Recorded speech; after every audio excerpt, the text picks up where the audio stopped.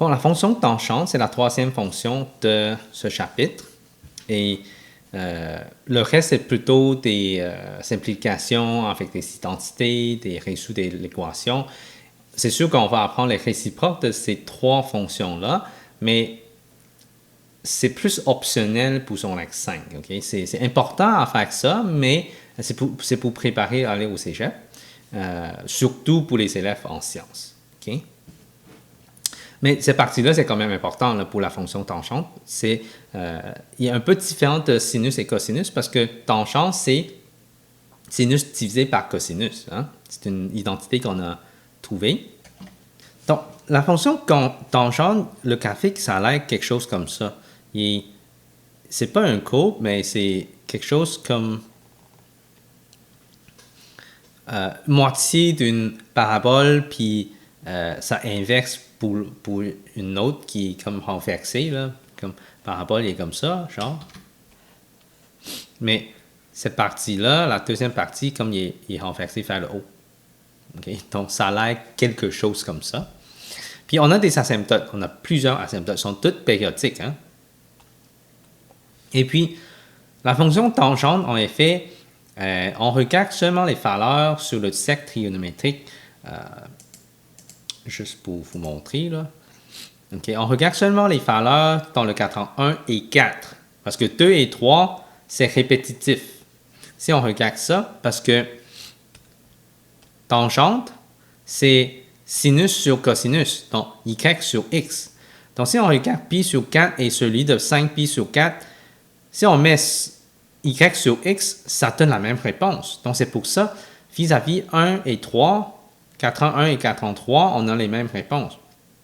Même chose pour quadrant 2 et 4. On va avoir la même réponse pour tangente. Donc, c'est pour ça, une période, c'est moitié d'un cercle. Et quand on calcule, on va avoir toujours une valeur seulement pour résoudre le x. Okay? Ce n'est pas comme sinus et cosinus. On peut avoir deux zéros, un zéro ou pas de zéro. Ici, tangente, c'est toujours un zéro. Okay? Il n'y a pas de condition non plus. Il peut avoir... il y a toujours un zéro. Il n'y a pas une réponse impossible. Là. Donc, on va regarder ça. H et K, c'est le point milieu des deux asymptotes. Okay? Donc, entre les deux asymptotes, okay, le point milieu, okay, c'est mon H et K. P est la période de la fonction. La P, c'est entre les deux asymptotes, ça donne la période. En tangent, il n'y a pas d'amplitude. Okay? Il y a des asymptotes, mais il n'y a pas d'amplitude. Encore là, P fois x moins h, c'est en unité de radian. Les propriétés, c'est un peu différent. Vu qu'il n'y a pas un cercle au complet pour avoir une période, là, ça devient pi sur p au lieu de 2pi sur p. Donc, c'est important à identifier. Les asymptotes. Les asymptotes, c'est h plus période sur 2 plus pn, parce qu'on a plusieurs. Hein? Donc, c'est pour ça que c'est important à bien comprendre. Période, c'est quoi? Période, c'est pi sur valeur absolue de p. Donc, on peut soit remplacer ça ou soit trouver la période en premier et puis utiliser cette formule-là. Moi, je trouve que ça, c'est un petit peu moins compliqué que de remplacer pi sur valeur absolue de p. Là. Donc, ça donne ça comme formule. Et puis, domaine, c'est tous les nombres réels sauf toutes les asymptotes. OK? Image, c'est tous les nombres réels. Là, 0 existe toujours. Il peut y avoir seulement une 0. Donc, on peut indiquer le 0 avec plusieurs 0 parce que ça se répète. Valeur initiale, c'est toujours mettre x égale à 0, trouve y. Encore le taux de variation, c'est soit toujours croissant ou toujours décroissant. Donc, A et B ont le même signe, la fonction est croissante. A et B ont des signes contraires, la fonction est décroissante. Et les signes, c'est toujours mieux de se fier sur un esquisse avec les abscisses à l'origine qu'on a trouvées. Extrêmement, il n'y en a pas. Il n'y a pas de max, il n'y a pas de min. Bon, pour faire l'esquisse de la fonction tangente, on a besoin de chercher les variables A, B, H et K et aussi la période. Donc, il n'y a pas d'amplitude ici. Donc, premièrement, il faut dessiner H et K. Et puis, trouve les deux asymptotes. Ça, c'est la deuxième étape. Une fois trouvé les deux asymptotes avec la période, on peut tracer à main levée si A et B ont le même signe. Donc, ça monte, c'est croissant. Si A et B ont des signes contraires, ça descend. Et puis, on ajoute toutes les autres périodes. C'est sûr que, encore là, les profs peuvent nous demander de mettre quand même les points abscisses à l'origine ou l'ordonnée à l'origine aussi.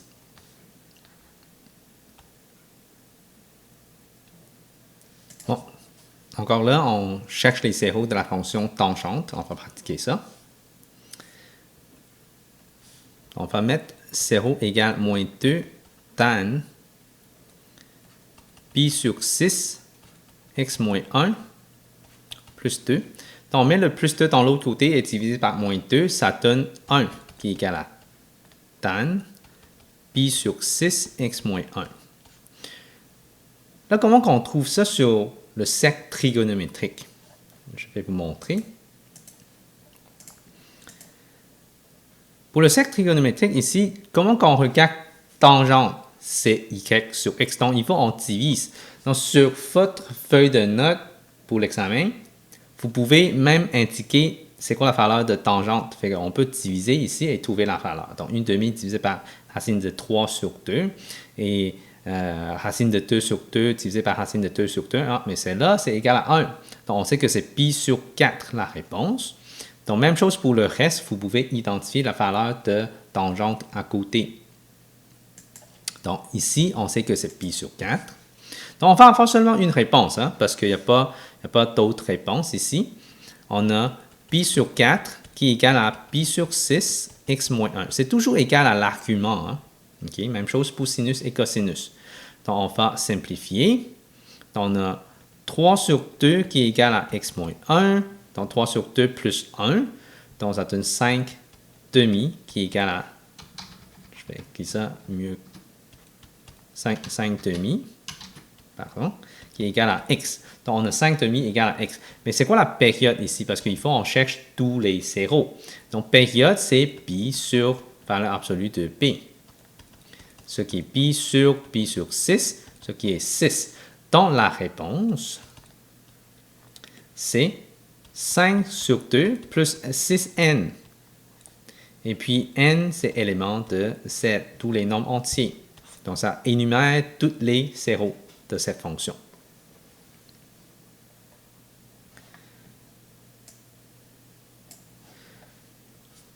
Celle-là, OK. Là, c'est sûr que ça existe un zéro. Dans ce cas-là, cet exemple-là, c'est plus... il n'est pas sur le cercle trigonométrique. Qu'est-ce qu'on va faire? On va faire tan moins 1. Donc, on va regarder ça. 0 égale à moins 2. Tangente pi sur 3, x plus 1, plus 1/2.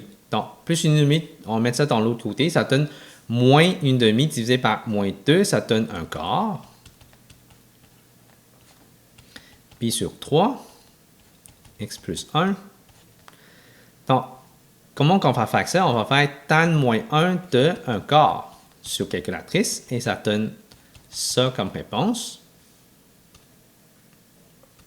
Si on tape ça dans calculatrice, on va avoir 0,24, ce qui est égal à pi sur 3, x plus 1. Là, je vais faire ça à côté. X va être égal à moins 0,77 comme réponse. Il faut isoler le x, là, c'est évidemment, mais on va trouver que x est égal à moins 0,77 comme réponse. Et la période, c'est pi sur p, ce qui est pi sur 3, ce qui est 3. Donc, on a une période qui est égale à 3. Donc, la réponse finale, c'est moins 0,77 plus 3n. Et n élément de 7. Et ça, c'est la réponse de cet exemple-là. Okay, donc, avec calculatrice, on fait tan moins 1. Okay. C'est sûr que si vous ne connaissez pas par cœur avec le cercle trigonométrique, vous pouvez faire tan moins 1 dans l'autre cas aussi. C'est juste que vous n'allez pas trouver une valeur exacte. Okay? Donc parce que la calculatrice, normalement, ne nous donne pas une valeur exacte, sauf certains modèles de calculatrice, mais sûrement, c'est dans un autre YouTube vidéo que je vais faire ça sur mon YouTube channel. Donc, vous pouvez aller consulter. Bon, le prochain, c'est faire l'étude d'une fonction tangente. OK? On va regarder ça. Comment faire l'étude de la fonction tangente? C'est pas mal similaire. OK? Donc, on va regarder. Première chose, c'est identifier les variables, mais il faut que je fasse une mise en évidence simple en premier. Y égale à 3 tangentes. Là, je sors mon pi sur 3, donc x plus. Là, qu'est-ce qu'il va rester? Il va rester 2 dedans, plus racine de 3. Donc, les variables sont a égale à 3, p égale à pi sur 3, h égale à moins 2, k égale à racine de 3. OK? Domaine. Okay, on va chercher période en premier, là, parce que c'est ça, on a besoin aussi. Période égale à pi sur p, ce qui est égal à pi sur 3, ce qui est égal à 3. Et puis asymptote. Bon, asymptote. Asymptote, c'est h plus moitié de la période. Donc, h plus moitié de la période. Et puis, on peut avoir moins 2 plus 3 sur 2. Okay. Moins 2 plus 3 sur 2, ce qui est égal à moins 0,5 ou moins 1/2. Mais tous les asymptotes, c'est moins 0,5 plus la période n. Donc ça énumère tous les asymptotes. Okay. Domaine. Le domaine, c'est tous les nombres réels sauf les asymptotes, sauf tout ça.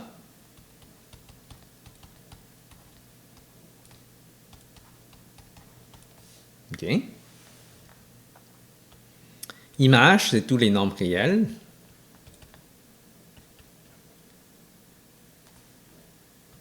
Le 0. On vient de faire les deux problèmes similaires. Là. Donc, 0 égale à tan 3 tan pi sur 3, x plus 2, plus racine de 3. Donc, moins racine de 3 sur 3 égale à tangente de pi sur 3, x plus 2.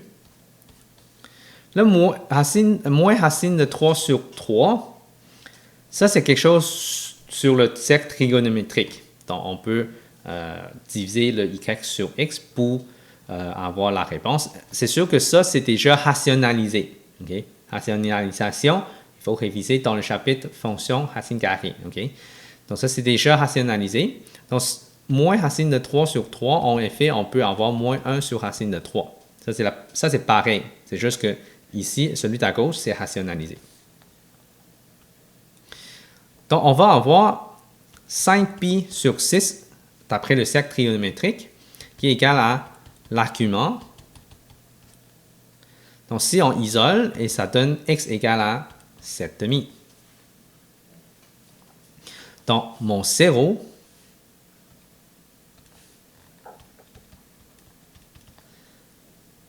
c'est 7,5 plus 3n, tous les périodes, OK? N éléments de 7. Donc, ça, c'est mes 0. La valeur initiale. Donc, je vais faire valeur initiale ici. Là. Valeur initiale, c'est en remplaçant x par 0, et on met ça dans la calculatrice en effet. OK? Y égale à 3 tan, 3 tangente, pi sur 3, 0 plus 2, plus racine de 3. Ici, on calcule et ça va nous donner moins 2 racine de 3 avec des valeurs exactes. Parce qu'à l'intérieur, ici, tan de pi sur 3, on peut avoir la réponse exacte avec le cercle trigonométrique. C'est toujours y sur x. Okay? Tangente θ égale à sin θ sur cos θ, ce qui est égal à y sur x. OK? Donc, si on cherche les coordonnées, c'est y sur x, ça donne avec l'angle θ, l'angle qu'on veut avoir ici, ce qui est 2π sur 3. OK? Donc, ça nous donne la réponse moins 2 racine de 3. Vous pouvez aussi utiliser calculatrice, là. C'est pas mauvais non plus. Là, on va faire une esquisse. OK? Pour faire l'esquisse,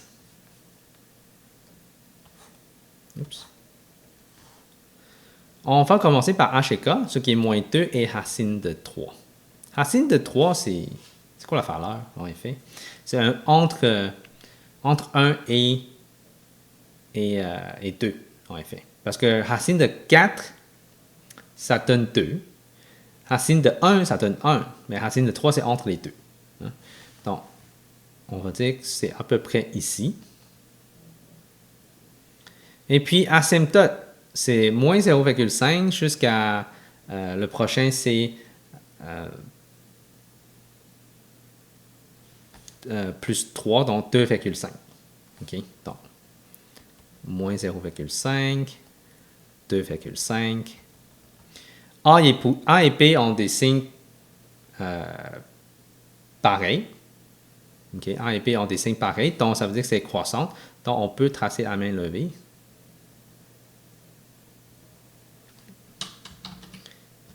Je vais faire ça comme il faut, là.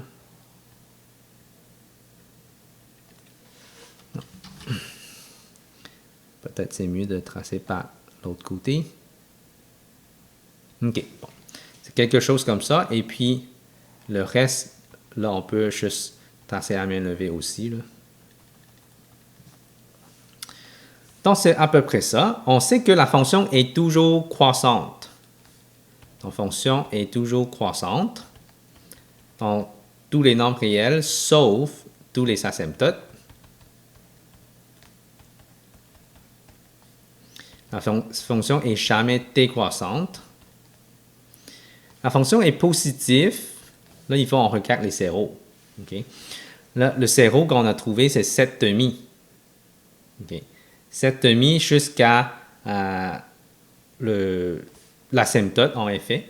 L'asymptote, c'est ici, c'est 2,5. Ici, c'est moins 0,5.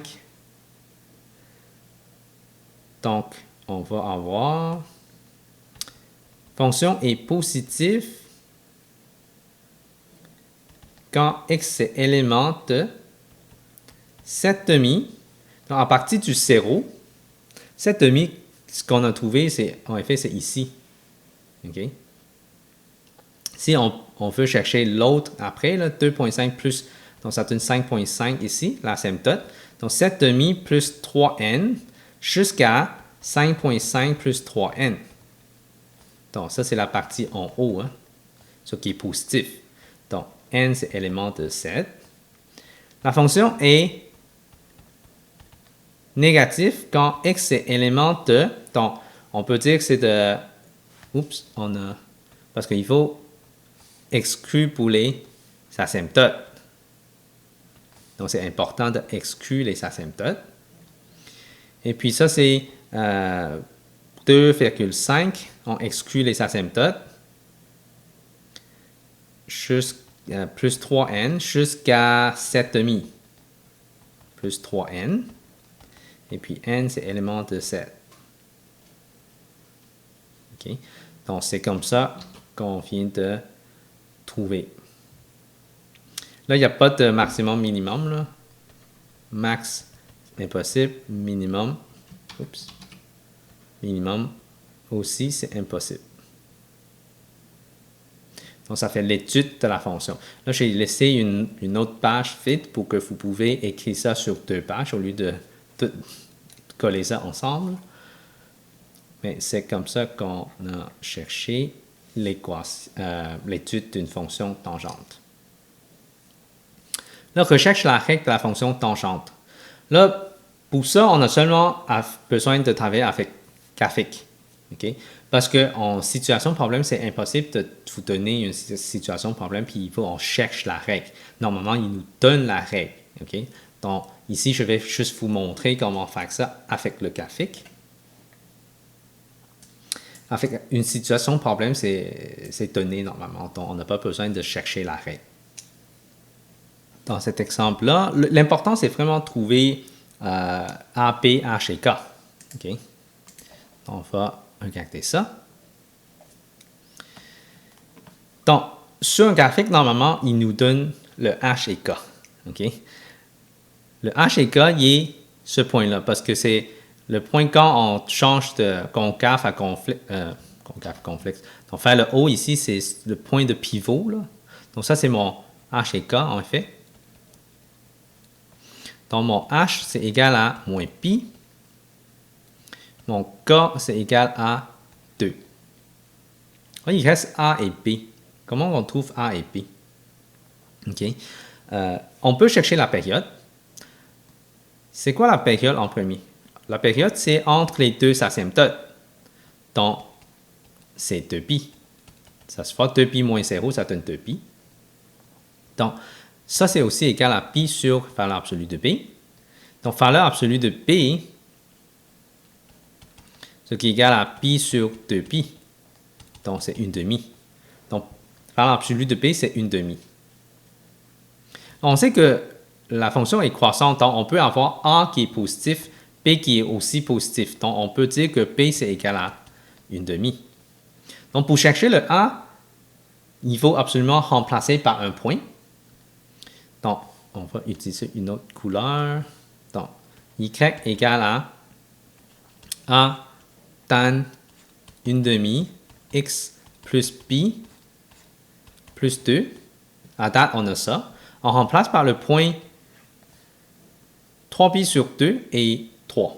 Donc, 3pi sur 2 et 3. Donc, 3 égale à A tangente de 1/2 3pi sur 2 plus pi plus 2. Et ça donne A tangente de 5pi sur 4 plus 2 ici. Donc, en effet, le plus 2, je peux envoyer dans l'autre côté, ça donne 1 égale à A tangente de 5pi sur 4. 5pi sur 4 pour tangente, ça donne 1. Okay? On peut utiliser le cercle trigonométrique, ça fait y sur x, on divise et ça donne 1.